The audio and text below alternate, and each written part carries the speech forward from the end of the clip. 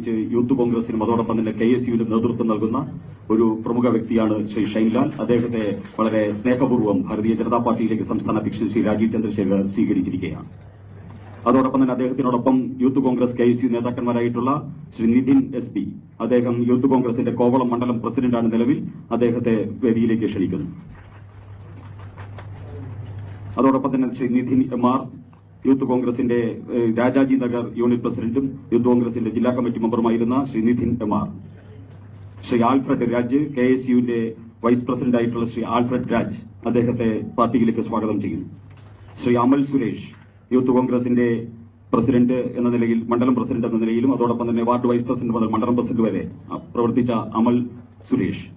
Shri Akhil Raj PV, Aruvikkara മണ്ഡലം youth കോൺഗ്രസിന്റെ പ്രസിഡന്റായിരുന്ന ശ്രീ അഖിൽ രാജ് PV, അദ്ദേഹത്തെയും ഭാരതീയ ജനതാ പാർട്ടിയിലേക്ക് സ്വാഗതം ആശംസിക്കും.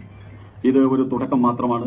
തിരുവനന്തപുരത്തെയും കേരളത്തിലെയും യൂത്ത് കോൺഗ്രസിന്റെ നിലപാടുകളിൽ പ്രതിഷേധിച്ചുകൊണ്ട്, കോൺഗ്രസിന്റെ നിലപാടുകളിൽ പ്രതിഷേധിച്ചുകൊണ്ട് നൂറുകണക്കിന് യുവാക്കൾ ഭാരതീയ ജനതാ പാർട്ടിയിലേക്ക് വരുന്നതിന്റെ ഒരു സമാരംഭമാണ് ഷൈൻലാലിന്റെ നേതൃത്വത്തിൽ ഇപ്പോൾ അനന്തപുരിയിൽ വിഷ്ണു,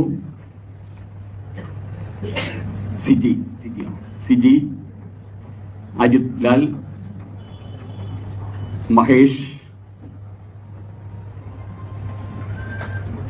സുമൻ, യൂത്ത് കോൺഗ്രസിന്റെ സുമൻ തുടങ്ങി ശ്രീ ഷൈൻലാലിനോടൊപ്പം എത്തിയിരിക്കുന്ന പ്രിയപ്പെട്ട സഹപ്രവർത്തകരെ, യൂത്ത് കോൺഗ്രസിൽ ദശാബ്ദങ്ങളായിട്ട് യൂത്ത് കോൺഗ്രസിൽ KSUവിൽ പ്രവർത്തിച്ച സഹപ്രവർത്തകരെ ഓരോരുത്തരെയും ഭാരതീയ ജനതാ പാർട്ടിയിലേക്ക് സ്വാഗതം ചെയ്യുന്നു.